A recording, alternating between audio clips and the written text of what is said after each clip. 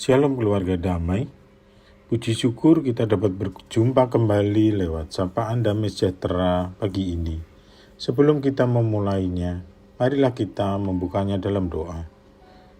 Tuhan, kami mengucap syukur atas berkat dan anugerah-Mu hingga saat ini. Kami mohon hikmat dan pimpinan-Mu untuk memahami firman Tuhan lewat perenungan Samas dan sebagai bekal bagi kehidupan kami hari ini. Di dalam nama Yesus kami berdoa. Amin. Samas pagi ini saya beri judul Tanda Yunus, jawaban bagi kedegilan orang Farisi. Bacaan kita pagi ini diambil dari Matius 12 ayat 38 hingga 42 yang berbunyi demikian. Pada waktu itu berkatalah beberapa ahli Taurat dan orang Farisi kepada Yesus, "Guru, kami ingin melihat suatu tanda daripadamu." Tetapi jawabnya kepada mereka, "Angkatan yang jahat dan tidak setia ini menuntut suatu tanda. Tetapi kepada mereka tidak akan diberikan tanda selain tanda Nabi Yunus. Sebab seperti Yunus tinggal di dalam perut ikan 3 hari 3 malam, demikian juga Anak Manusia akan tinggal di dalam rahim bumi 3 hari 3 malam. Pada waktu penghakiman, orang-orang Niniwe akan bangkit bersama angkatan ini dan menghukumnya juga. Sebab orang-orang Niniwe itu bertobat setelah mendengar pemberitaan Yunus, dan sesungguhnya yang ada di sini lebih daripada Yunus." Pada waktu penghakiman, ratu dari selatan itu akan bangkit bersama angkatan ini, dan ia akan menghukumnya juga. Sebab ratu itu datang dari ujung bumi untuk mendengar hikmat Salomo, dan sesungguhnya yang ada di sini lebih daripada Salomo. Keluarga damai yang dikasihi Kristus. Dari bacaan itu, ahli Taurat dan orang Farisi memberikan syarat untuk mau menjadi murid Yesus, yaitu meminta Yesus memberikan tanda.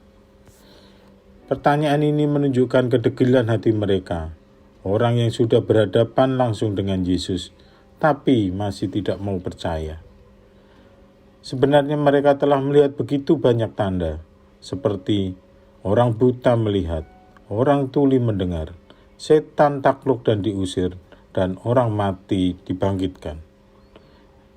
Diambil dari Matius 12 ayat 22 sampai 37. Tanda-tanda itu sudah ditunjukkan dengan nyata oleh Yesus di depan mata mereka, tetapi mereka masih degil, tegar tengkuk dan hilang percaya. Kedegilan mereka membuat banyak tanda-tanda ajaib itu yang telah Dia kerjakan tidak mereka anggap sama sekali. Itulah sebabnya Tuhan Yesus merespon mereka dengan mengatakan, mereka adalah angkatan yang jahat dan tidak setia. Tuhan menegur mereka dengan hardikan yang sangat keras bahwa mereka tidak akan mendapatkan tanda lagi. Namun mereka hanya akan mendapatkan tanda Nabi Yunus. Apakah tanda Nabi Yunus itu? Tuhan Yesus menjelaskan bahwa tanda Yunus adalah bahwa Anak Manusia akan tinggal di perut bumi 3 hari 3 malam. Seperti ayat 40 mengatakan, "Sebab seperti Yunus tinggal di dalam perut ikan 3 hari 3 malam, demikian juga Anak Manusia akan tinggal di dalam rahim bumi 3 hari 3 malam." Tetapi hal lain lagi yang sangat dimengerti oleh ahli Taurat dan orang Farisi adalah bahwa Yunus menjadi tanda penghakiman bagi Niniwe. Yunus menjadi alat menyatakan peringatan Tuhan bagi kota besar Niniwe, setelah dia keluar dari perut ikan besar yang menelan dia.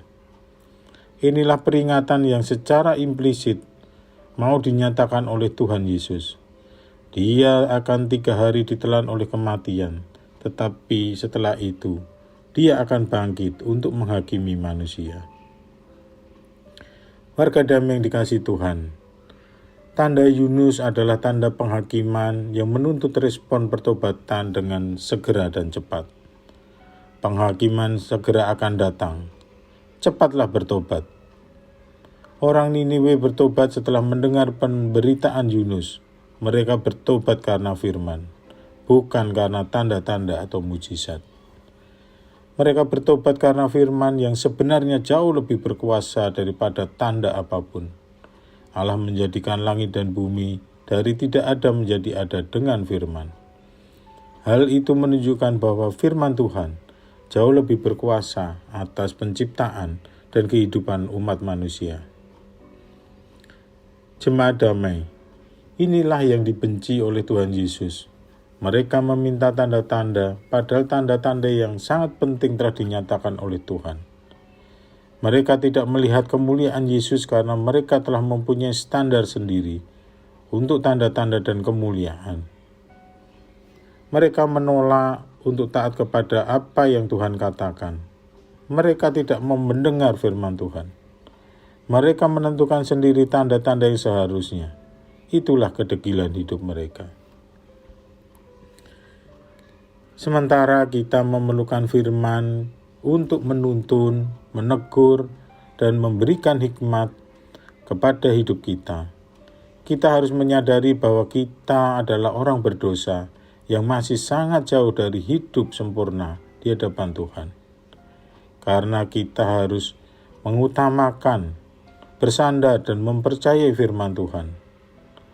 Orang-orang yang dibenarkan Tuhan menghargai firman. Jangan terlambat merespon firman Tuhan yang menyatakan keselamatan dan warta yang diberikan melalui firman Tuhan, supaya kita tidak binasa di masa penghakiman nanti. Kiranya Tuhan menolong dan menguatkan kita supaya kita tidak menjadi orang-orang yang mengabaikan firman dan anugerah keselamatan yang Tuhan beri. Anugerah yang jauh lebih besar dari segala tanda mujizat, bahkan tanda Yunus. Biarlah kita melihat apa yang telah Allah nyatakan melalui Yesus anaknya, yang jauh lebih besar dari Yunus dan Salomo sekalipun. Karena Yunus hanya keluar dari mulut ikan, namun Yesus mampu bangkit dari kematian. Yesus mampu mengalahkan maut, hal yang terbesar yang paling ditakuti oleh manusia.